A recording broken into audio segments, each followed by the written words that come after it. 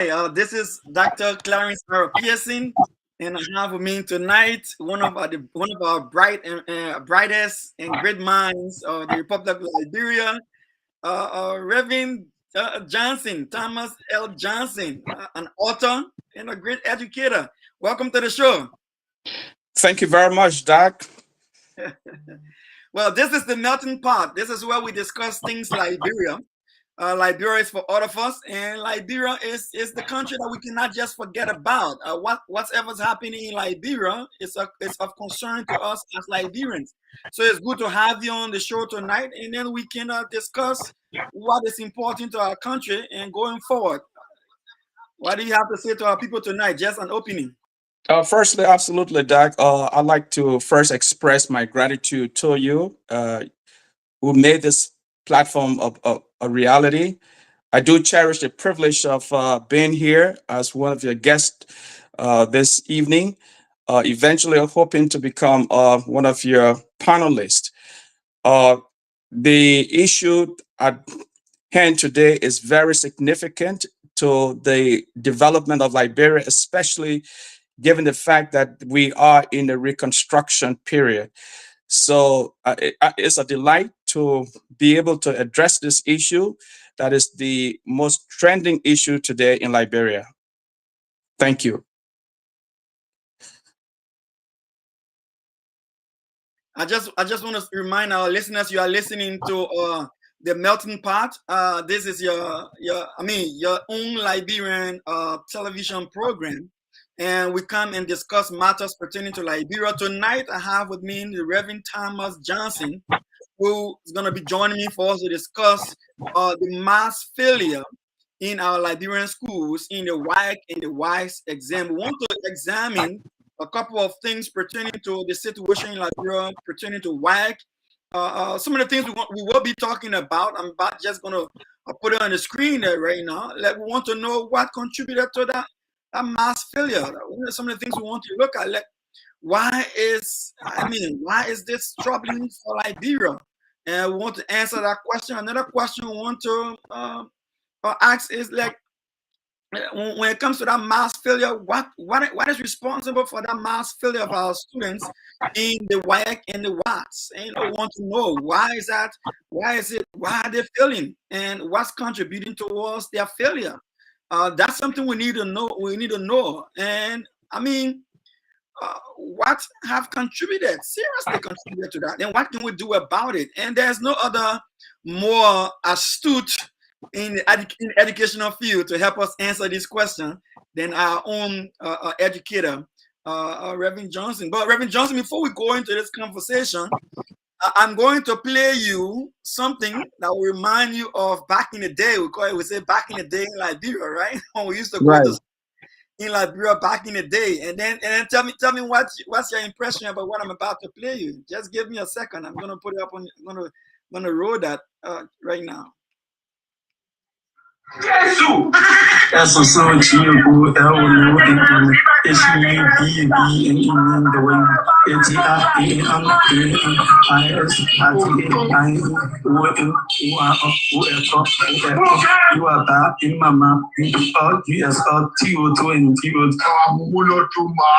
What's the difference between TV and television? Between TV and television, because TV can show television is very putting it up. So it's expensive. You said the difference between TV and television nowadays? Between TV and television, because television you putting it up in TV, you saying putting it on the wall, so that it's expensive. What is the capital city of Monserrado County? Benchida County. Eh? Benchida. I see the capital city of Monserrado. Capital city of Monserrado. It's Monrovia. What is the capital city of Monserrado?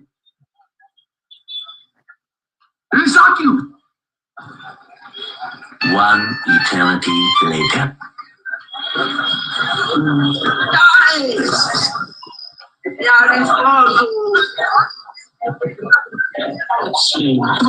Nobody goes to exactly. What is the difference between a century and decade? A century and decade. Every 10 years, turkey. Every 10 years, I want turkey. So turkey, me 1 century. That's what you talk. Repeat them again. Every 10 years, I want turkey. So, like, every, exactly, 2,000 years, they want turkey. Will you keep quiet? What is the capital city of Monserrato? The capital city of Monserrato. Johnsonville. Johnsonville. Hey! Are you meeting me? Where's Plain Check? Plain Check? Like check are you? You put nothing on there. Yeah, I was telling myself. So, Reverend Johnson, there you have it. Those are our Liberian students. Why is this troubling for us in Liberia? Why is it troubling? Well, firstly, that was hilarious, and the content started with what I regard as something nostalgic in the primary level of education. We started with SSO. That's familiar with me. In addition to that, then the local content was something that Liberians are good at, producing things hilariously, but also it did reveal to us, especially questions asked about the capital city of Matsuraito, or the difference between TV and so forth. There were a lot of gaps in the learning, in the understanding of the people. So the gaps in knowledge of the geography, of the history of Liberia, of the capital of Matsurato County, all of those things are troubling. And this is what will be addressing today. Why is it that folks that are expected to be knowledgeable are not knowledgeable today of things that were previously common for us as we began our education?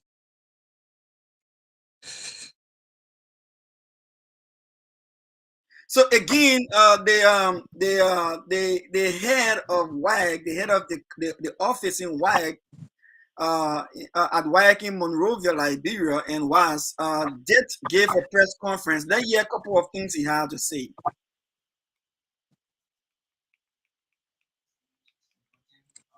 For school candidates in Liberia. We have a for school candidates. The council conducted 2 terms of examination for school candidates in Liberia 2024. And the 2 exams are the national examinations and international examinations. The national examinations were developed and administered to candidates in Liberia who were in the 3rd, 6th, and 9th grade. The Council International Exam, the West African Senior School Certificate Examination, is available for candidates in the terminal class of senior high schools or 5 English-speaking West African countries. On left, the national examinations is a common test that candidates write at the same time in the 5 countries or subjects that are available in those countries. Subjects and entries for the examinations. The normal exams were conducted at 4. The first on our list, we have the West African Senior School Certificate exam. The exam was administered from the 15th of May to the 25th of June 2024 in 9 subjects. We have the Liberia Junior High School Certificate exam. It was administered on June 10 and 11 in 4 subjects. We have the Liberia Primary School Certificate exam. It was administered on June 6 and 7 in 4 subjects, and the Liberia National Assessment Test, which was administered on June 5 in 2 subjects. The entries for the examinations were received online. The number of candidates from both public and private schools is as follows: it was 2. So for the Liberia National Assessment Test, we have 1,600 private schools that presented a total of 21,402 candidates, and 489 public schools that presented a total of 7,464 candidates. We give a total number of schools for the Liberia National Assessment Test to 2,089, and the total number of candidates for that exam to 28,866. For the Liberia Primary School Certificate Examination, we have 2,053 private schools presenting a total of 31,070 candidates, as against 650 public schools with a total of 11,000 369 candidates. So we have a total of 2,703 elementary schools that participated in this exam with a total of 2,439 candidates. So, Reverend Johnson, I want to pause there for a while. So, the statistics coming out of there is that if you put all the numbers together, we had at least a close to like 33,000 kids taking that exam across all of the different sections. 33,000 kids took that exam, and 21,000 of them, 21,580 failed that exam, constituting like 65.51% according to what was reported. So, what do you make of that? Firstly, there appears to be a disconnect. There are good policies on the book, educational policies, but they have not lived to their expected performance. We do know that education is fundamental to human rights and is foundational to the maintenance of social economic development in a society. It's a process whereby knowledge is obtained, skill sets and behaviors to ensure a holistic, a wholesome functioning person who contributes adequately to the development of the country. Now, with the tests that were done, the students were expected to have covered certain basic knowledge, certain skill sets. But the failure on the part of those students presupposes a few things that may have gone wrong. Firstly, perhaps the curriculum designed that the test was targeting were not adequately presented, or those presenting the material to the students may not have done a good job. In addition to that, it could be a disconnect between the students' expectation and what the test actually was looking for. Have been a lot of studies done on Liberia by UNESCO or UNICEF and so forth that catalog the challenges that the Liberian educational system faced. Shortage of teachers, trained teachers, unqualified instructors, inadequate infrastructure, students being out of school, not really paying close attention to what's being taught, poverty. All of these factors have contributed to the failure. In addition to that, one has to determine and ask if an analysis was done between previous years and this year. Is it that the students were distracted as the result of the political activities that were prevalent in the country?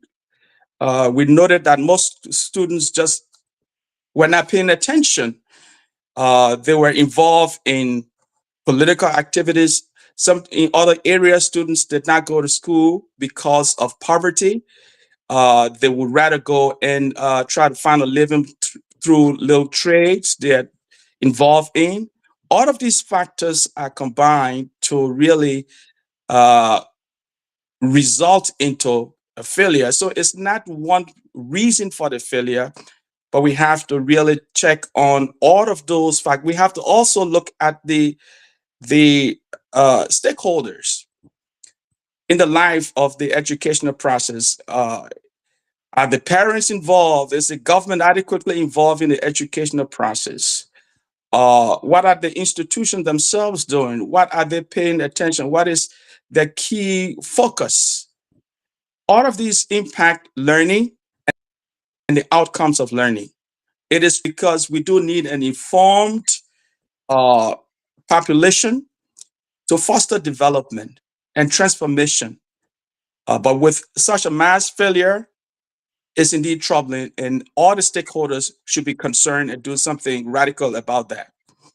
So one thing you mentioned is the curriculum, right? So we'll get to the curriculum, but according to WAEC, and the WAEC boss that came on that we listened to, and he has a whole interview on that. Over 855 of the students were caught for malpractice, and for some some form of malpractice on the test, and they did not even get their results.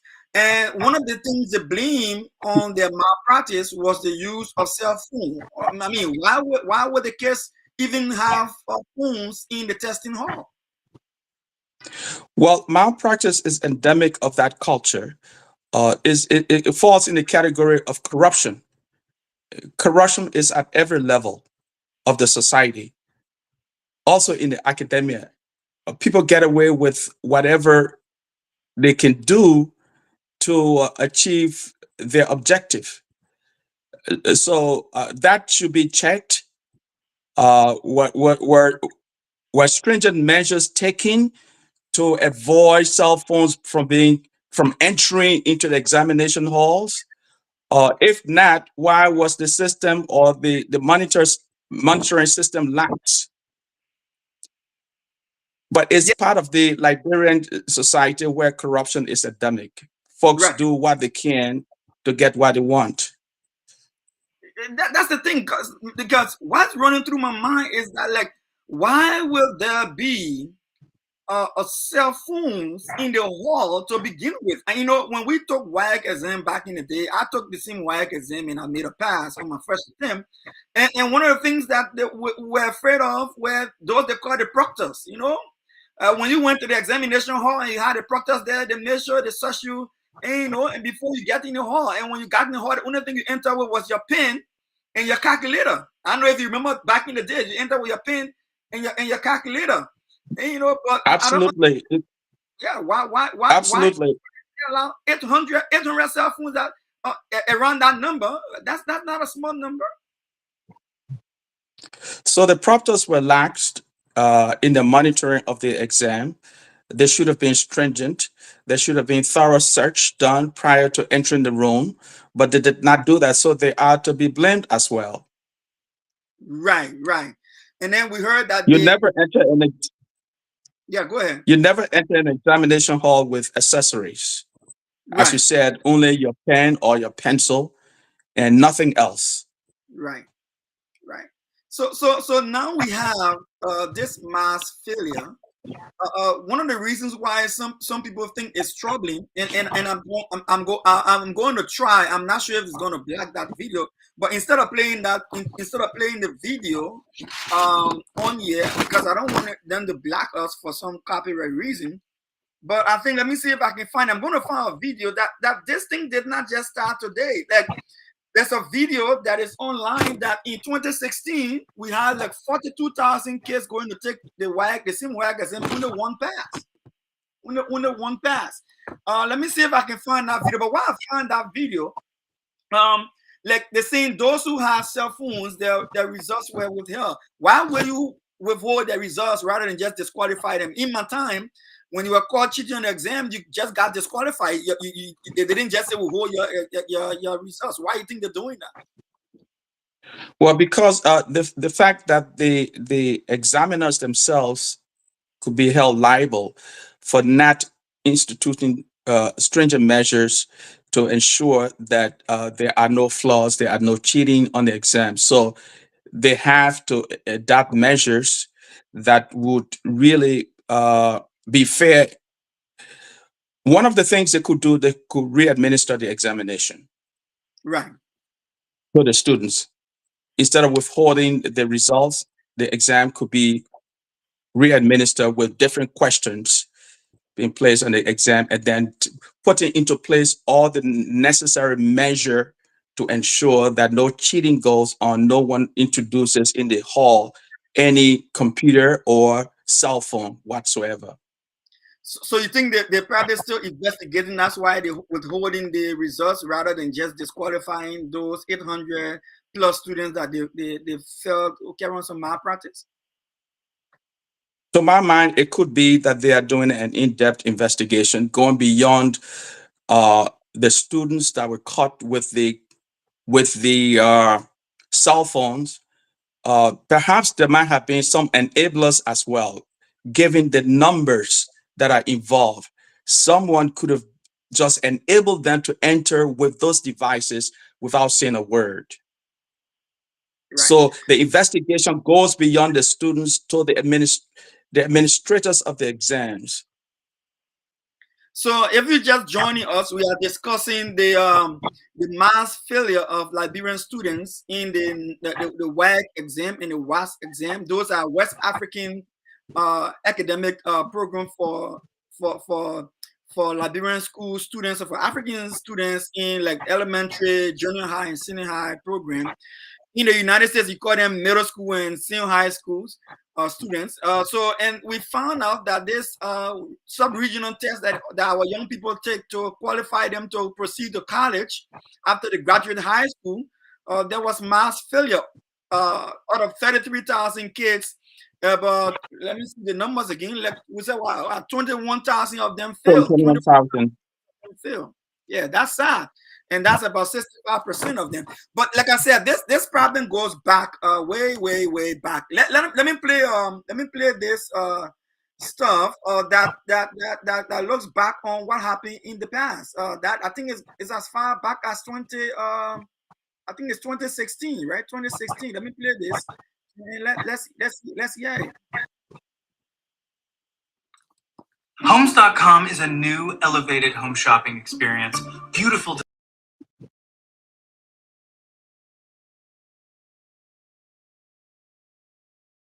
Well, let the ad pass, but that, we'll come back. So there's a report from a journalist reported that in 2016, Liberians also went to take this exam. And when they went to take this exam, out of 42,000 of them, there was a mass failure of up to...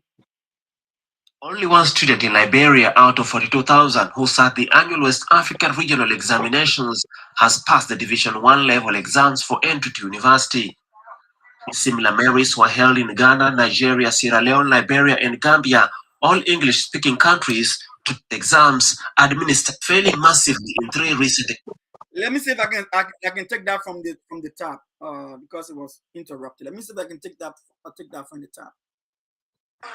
Only one student in Liberia out of 42,000 who sat the annual West African Regional Examinations has passed the Division 1 level exams for entry to university.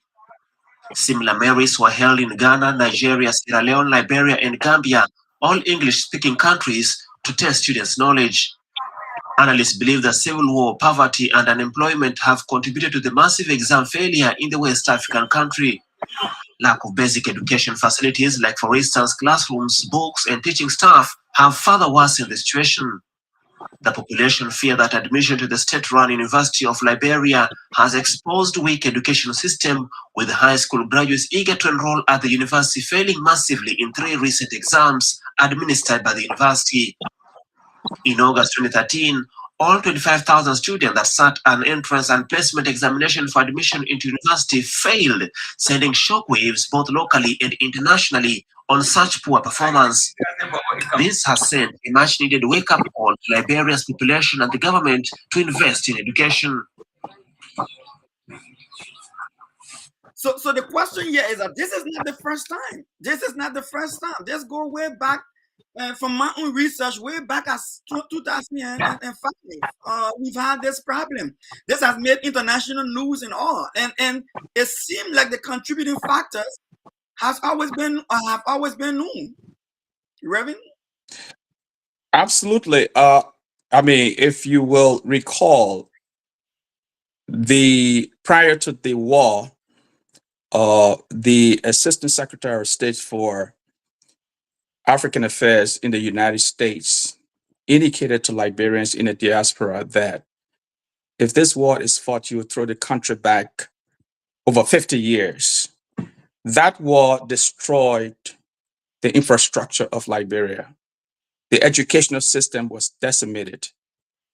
Now, incoming people, students exposed to non-existent educational infrastructure, but barely getting by, and yet are being tested.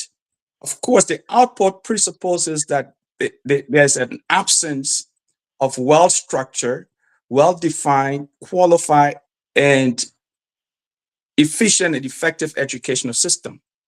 Now, the examination tests one's understanding of the content of a curriculum.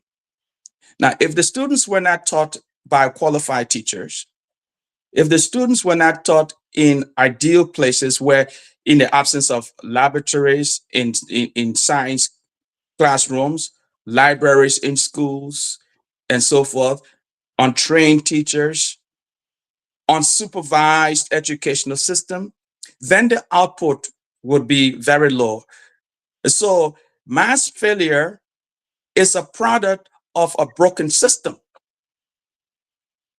Now, the students themselves want to get the certificates, they want the credentials. And so what have they done? They've introduced corruption, which goes back, of course, for them to get promoted to certain classes.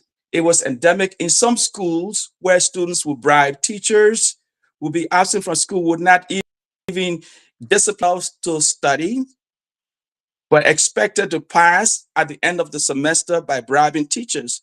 All of these put together would not produce an efficient student, or student that is capable of really taking a test and passing. So what do? They bypass, shortcuts, try to cheat.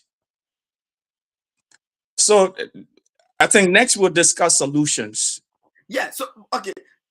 In light of solutions, right? So if you can you push your camera like straighten yourself so you more in the space of the video. There you go. So this thing here, right? So you are an author. You one of those who I recall went to the University of Liberia. You wrote a book and you try to impact curriculum and impact our educational materials in Liberia. So when it comes, the Ministry of Education does have a curriculum. And I believe that the curriculum at the Ministry of Education is supposed to reflect the requirements for the WAEC and the WASSCE. So what is missing? Like what is the disconnect in the official curriculum of the country? And, I mean, it's available right now if you went on the website of Ministry of Education. What is different? Well, curriculum is just a blueprint of what you expect to cover the learning portfolio of, or the vision of the Ministry of Education or the country. But interestingly, my thesis I did in undergrad school at the University of Liberia was based on why Liberians do not read much, why they do not write much. And to do that thesis, I had to do qualitative studies that involved making field trips, looking at this infrastructures of the schools. Are there libraries? Are there laboratories? Are the classrooms adequate? Are there qualified teachers?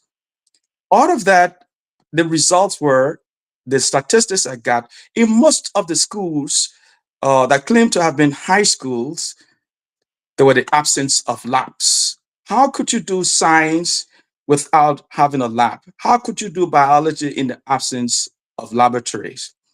Most of the schools did not have libraries.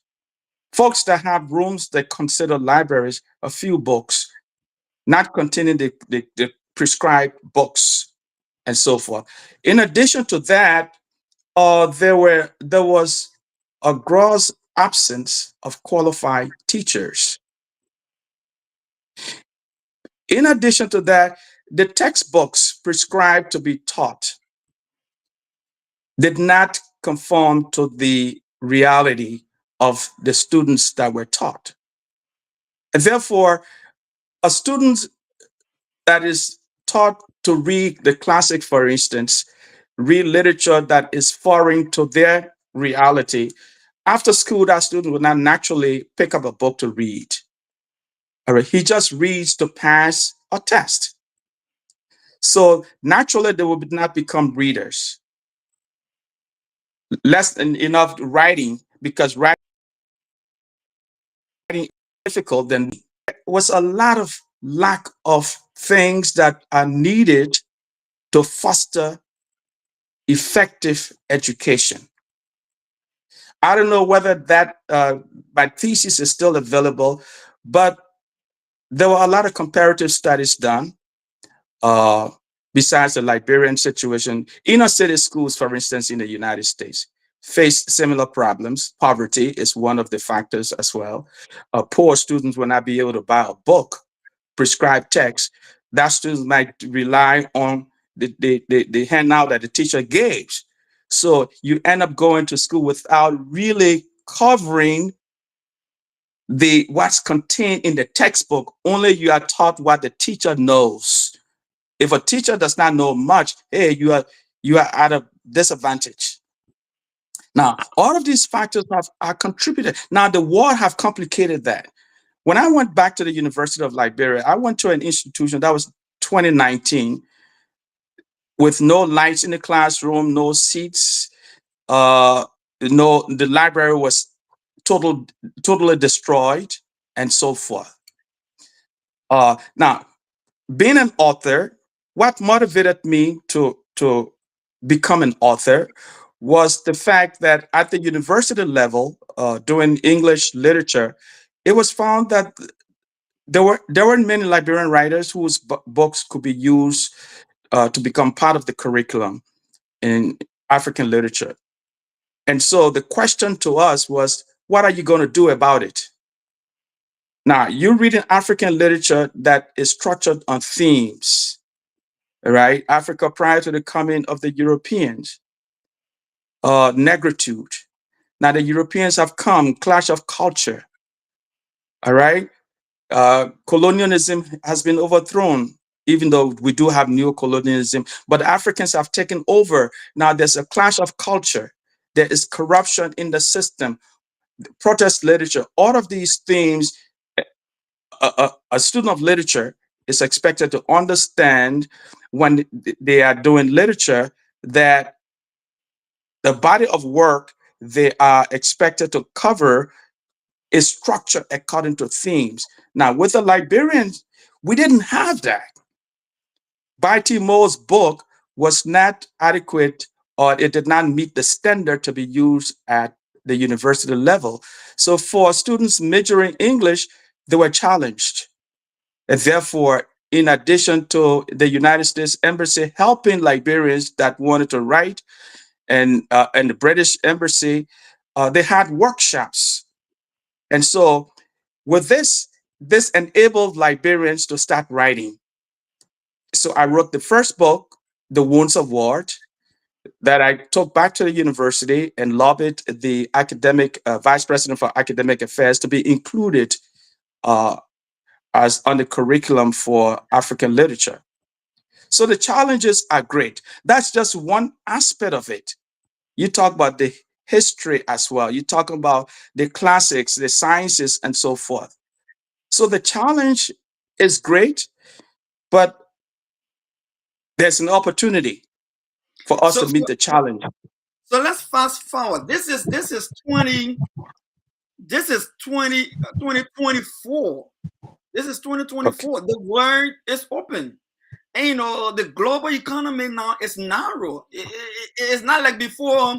What kids were doing in the US was like we in Liberia were oblivious to it. We didn't have any clue what's happening around us. But we all are there. In fact, this WAEC results, as we see it today, they said Guinea performed pretty well. Ghana performed pretty well. Sierra Leoneans performed pretty well. Why Liberians? Like, and you struck a very good point. When I was in high school at the time, I was in school at the time, I did get all my textbooks before school opened, so I could read ahead of the instructors. And but like you see, when there's poverty, and there's so much poverty in Liberia, and the kids cannot even afford to get their own textbooks.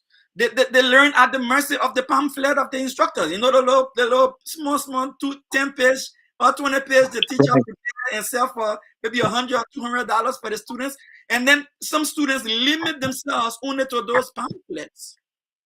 They do not expand the horizon.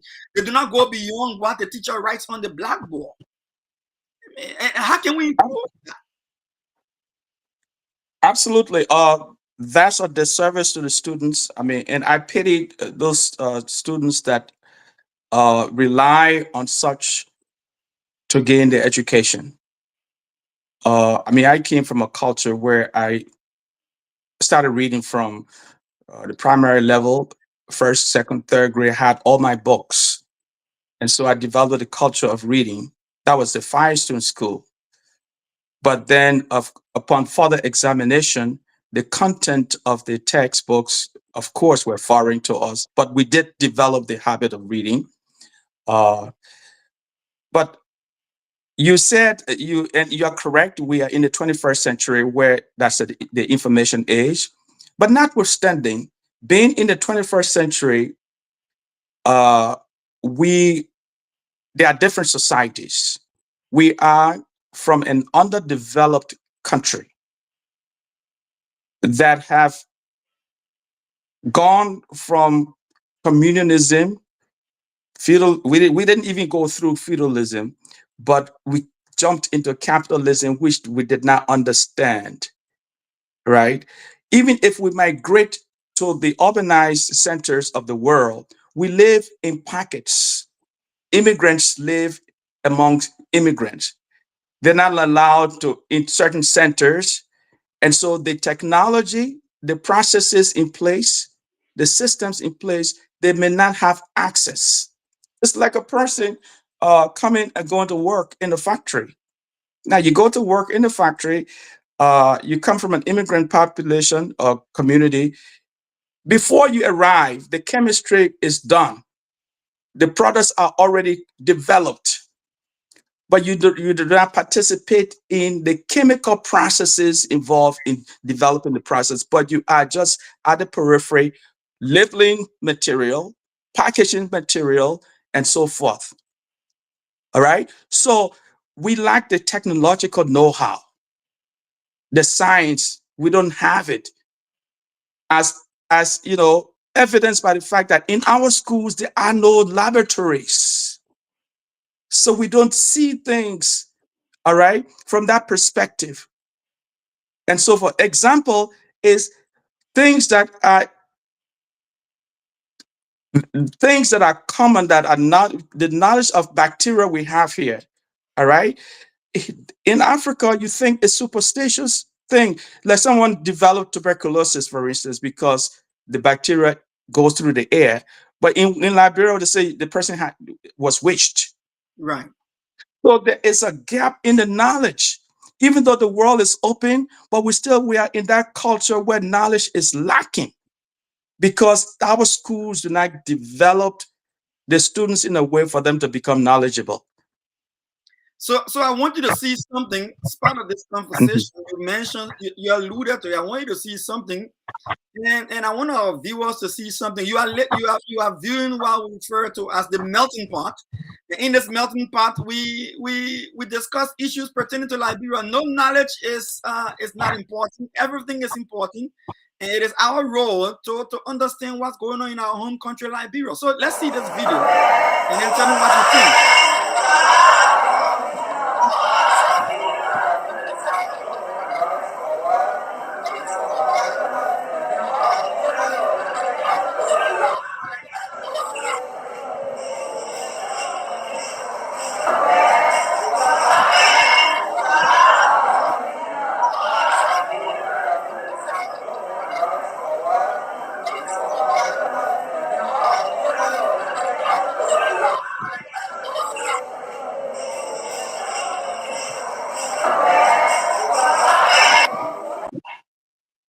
Reverend Johnson, what is wrong with that video?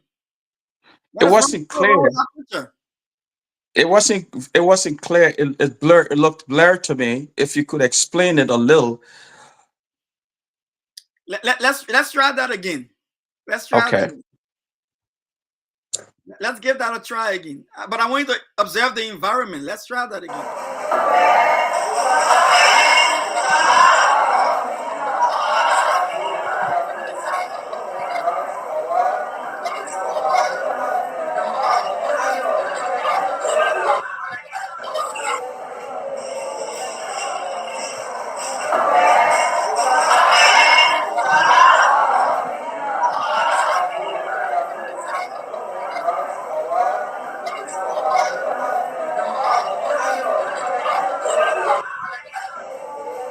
The audio is clear, but the image Oh, I see. It's where- You're using a smaller gadget. Yeah, yeah, So the video there shows the kids are sitting on the floor. The kids are sitting on, yes. and they're trying to write, but they got the copybook on their foot, trying to write on the copybook. Another one, the other sets of children have a lot of broken chairs, and they're trying to, instead of sit on the chair to write, they are kneeling and trying to write using the broken chair as a table. And that is the reality of much I of our can. in your community. It is. It is the reality of in most parts of Liberia. But one of the disconnect that has happened as a result of the destruction of the country is that in the 70s there was this integrated development program launched by William Richard Talbert, integrated rural development, that it linked on the educational side, it linked a trained teacher to a structured institution within the counties. So you graduated from KRTTI, which was a very effective institution because it had the UNESCO teams, the Liberian staff, well-trained staff that trained teachers. And these teachers were paid while they were in school. Upon graduation, you were assigned to an institution throughout the country. And the goal was to, to really have access to education in all the Leeward counties, effective education where teachers were trained that ministered the curriculum and so forth. Now, though we did have a few substandard schools, but the intention was to get rid of such substandard schools because people will have access to education even if they could not afford, because government was providing access. Government was providing effectively trained teachers. We have to revert to this. You know, governments are continuity, even though there has been a disconnect. Notwithstanding, all of those policies are still on the books. I would urge the current administration to review those policies. Interestingly, on Saturday, last Saturday, when President WAEC visited Staten Island, I had the privilege of speaking with the Minister of Education. And she, in fact, verbalized to us the dismal picture of learning situation in Liberia, where there are inadequate facilities and so forth. And the thought she had in mind was in reinstituting the Peace Corps system. All right. And I asked whether Liberians could participate in such a system. Those that are interested in returning to Liberia in the area of education and what have you. She said she will give that a thought. But that's another way we could alleviate the problems that are faced now. And also, uh, of course, you can allow such institutions to continue to exist where teachers, the students are sitting on the floor and so forth, and not having adequate material to use. Right. So that brings me to another point where we have one of our senators, Mr. Austin Chie, Senator Chie is calling that we close substandard school. By the way, I just want to admonish you by saying that Firestone did well in the exams. Firestone is one of those schools that did well in the exam. Where you came from? But now Yeah, he's Firestone okay. did well. So Senator Chie is calling for the closure of substandard school. What do you make of that? Should we close substandard schools or should we No, empower? I think it's a historic decision that was made because one has to really do a real study of the situation to find out what does it mean by substandard school in the first place. Right. What is the criteria that we use to classify a school as substandard? He did proffer though some solutions. There's a need for the radical reform. I agreed to improve the state of education. And one of the reforms needed is to ensure that the policies, the educational policies of Liberia are enforced. Is there adequate supervision of these schools? Yes, you can have a curriculum. The schools can have the curriculum, but is the curriculum being implemented? How do you judge whether the curriculum is really being implemented or not? So the policy has to be executed. There has to be enough supervision. For instance, I was vice principal of academic affairs at the Assemblies of God High School.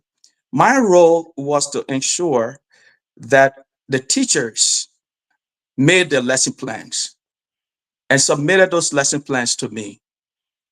If you did not make a lesson plan, format it in the effective way, I showed you how to make a lesson plan.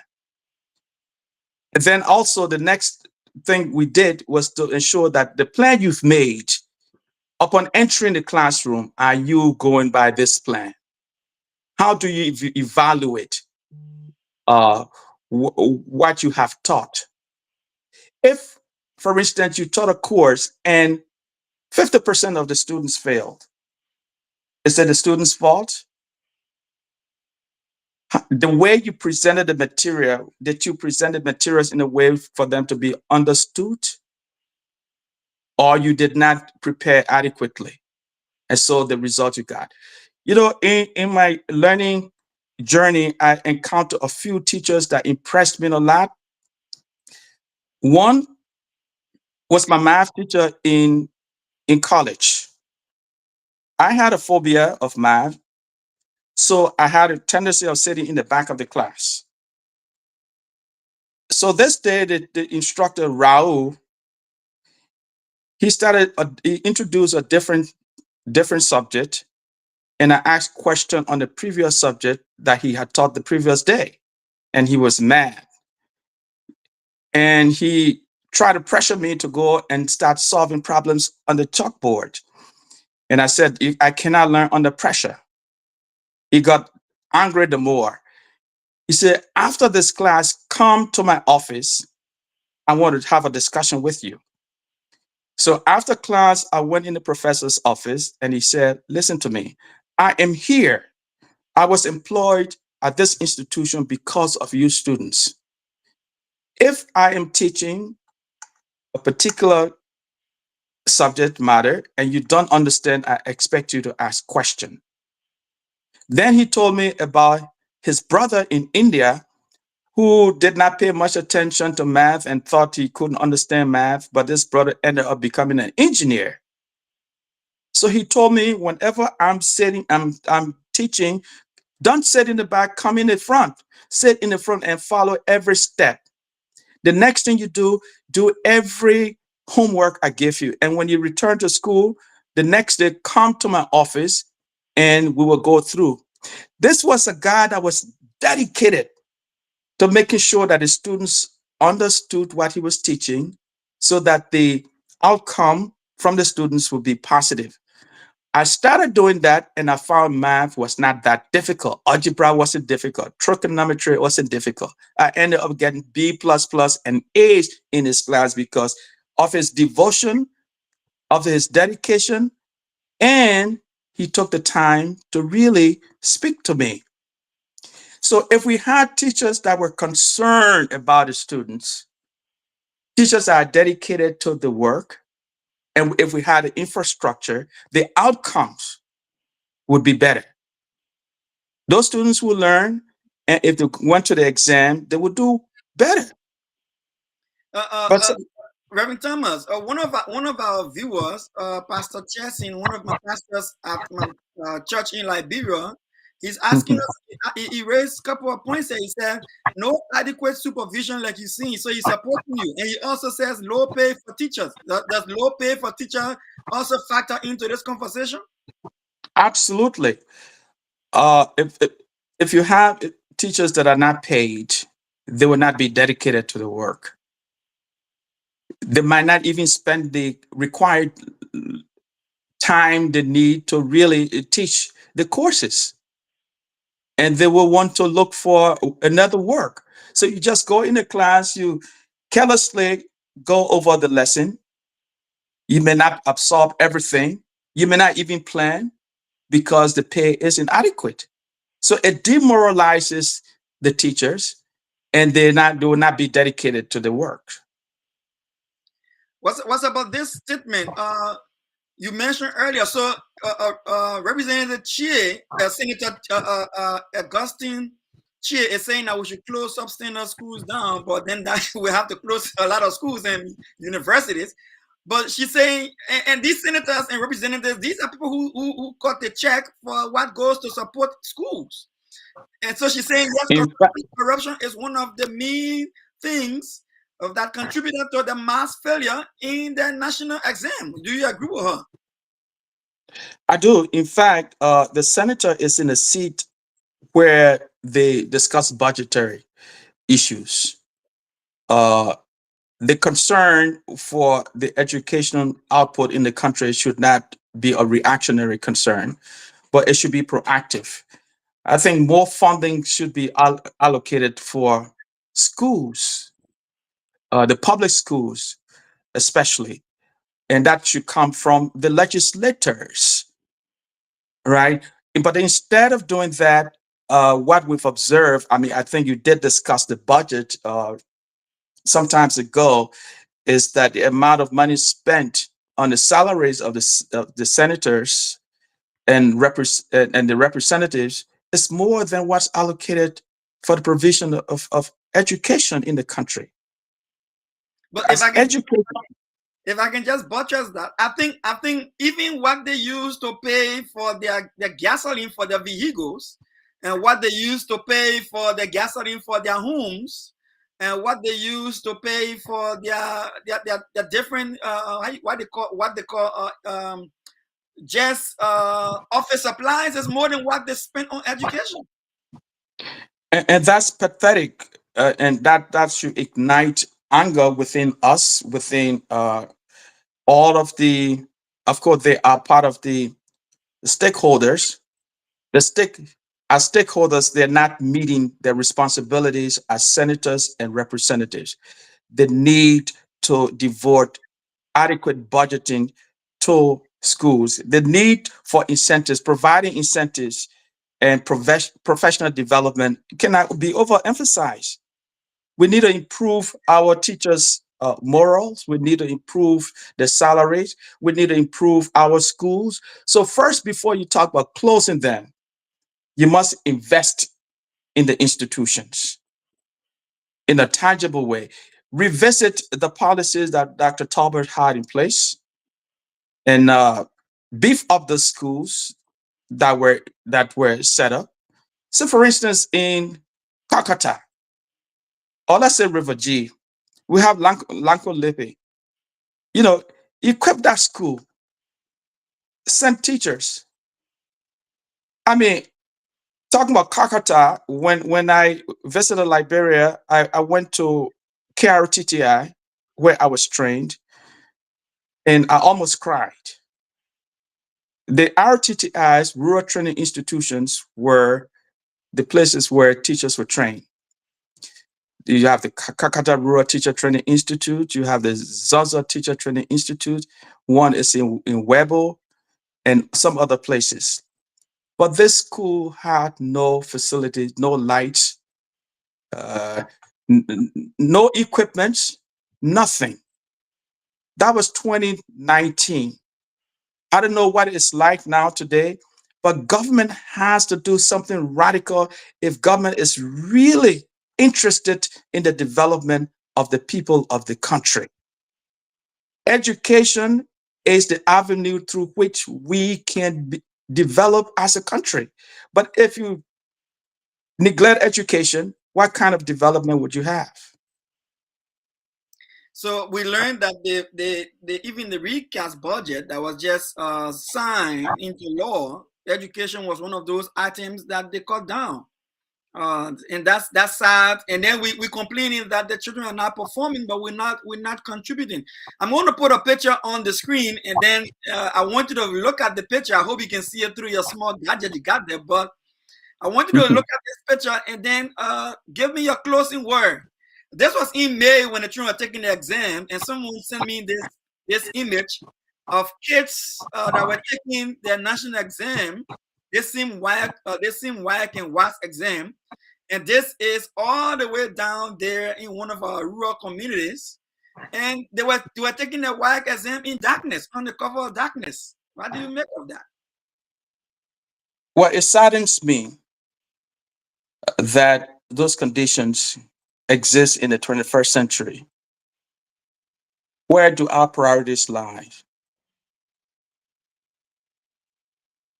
Where?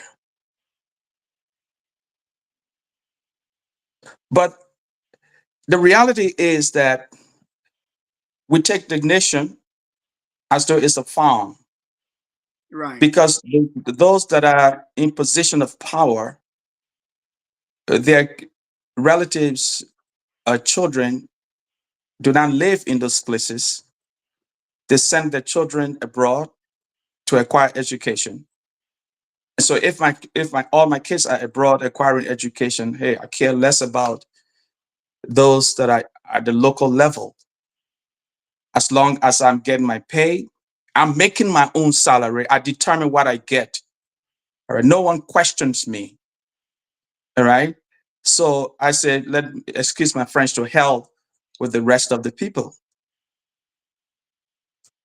So a radical change has to be instituted to improve the educational standards in the country. There has to be a reversal of what's going on. It takes all of us, you and I, as we are discussing now, to really lobby in an effective way those that are in position of power in the executive branch, in the legislative branch, that they change things, that they devote adequate funding to education. We have not discussed the content of the curriculum, which we don't have time to discuss tonight, but is what's being taught relevant to the needs of the country? So that's a discussion for as another time.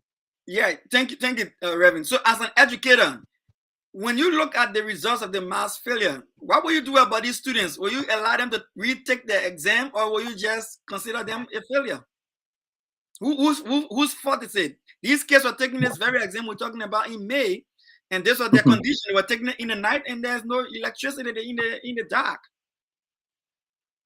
Well, we've identified some factors that may have contributed to the mass failures: untrained teachers teaching in our schools, lack of adequate material.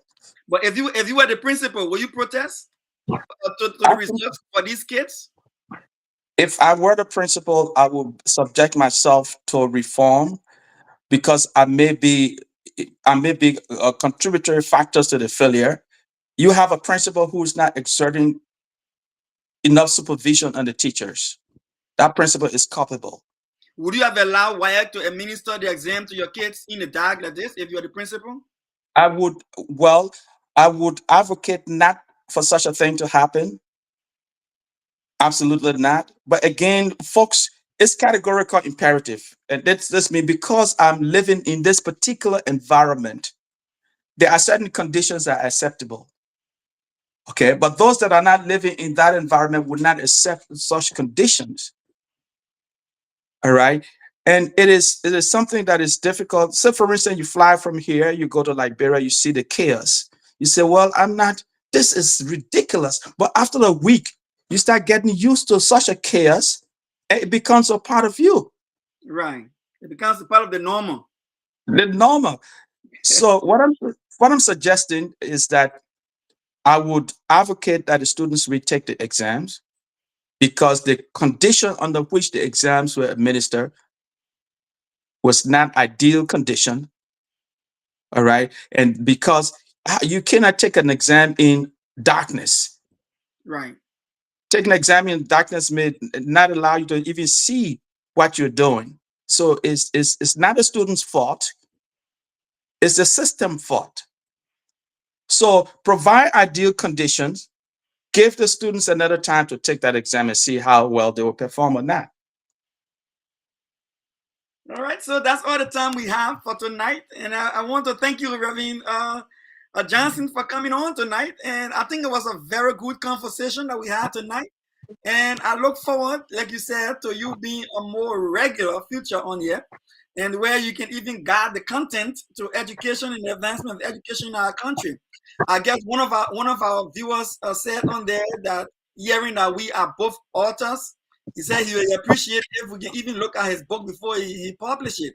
So I see you already started making impact before you can even get your foot through the door. Well, thank you, Doc. It's certainly an opportunity. I cherish the discussion tonight. And thank you for the platform. There are a lot of platforms out there. The need for such a platform as yours to be out there is very important, because you come with a different content, serious matter, discussing serious issue, devoid of triviality, devoid of insults and so forth. So this is the kind of thing I like to participate in. And Liberians, let's understand that education is very important. We can contribute towards the development or redevelopment of Liberia. We are in a phase of reconstruction. On what basis are we going to reconstruct the nation if we have such a mass failure? So the first thing we need to do is to strengthen our educational institution. A sound educational system produced well-developed people that contribute to the wholesome functioning of the society. So education should be number one. And President WAEC should please ensure that more funding is targeted towards education, the improvement of education. Thank you. Thank you, Dad. So thank you, viewers, for being with us tonight. We discussed the mass failure of our Liberian students in the WAEC and the WASSCE. But we pray that they'll do better next year. Those who pass, we say congratulations. Those who fail, we say try again. It's never too late to try. If you're in Liberia viewing us, we encourage you to check your doors, check your windows. It's about what, 12 o'clock about this time? Before you go to bed, check out of those. I'm not receiving any money from Crime Stopper, but they are Crime Stopper is in Liberia on Freedom Radio. They air the program from midnight to the morning hours, there to take on calls of anyone who is in danger. If you're having any criminal activities in your community, take the phone and call them. You all know them better than I do, but I just want to remind that they are there and they call themselves Crime Stopper. Reverend, thank you for being on, and you can still let's play the Crime Stopper promo, then you can go. Is that okay? All right, thanks a million. Yes, I will.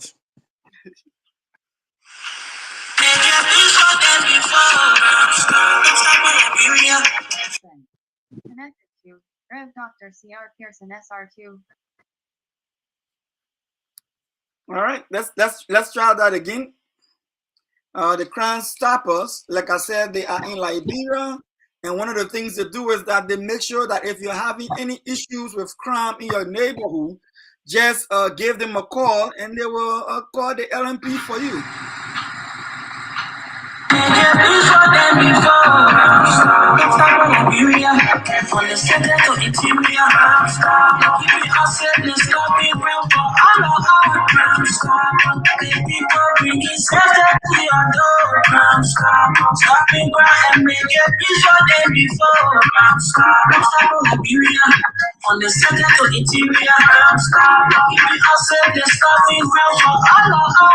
Crime Stopper Liberia is a community crime fighting partner. Don't take the law into your own hands. Remember, if you see a crime, report it. This is a message from your own self, old man Sam Cyan.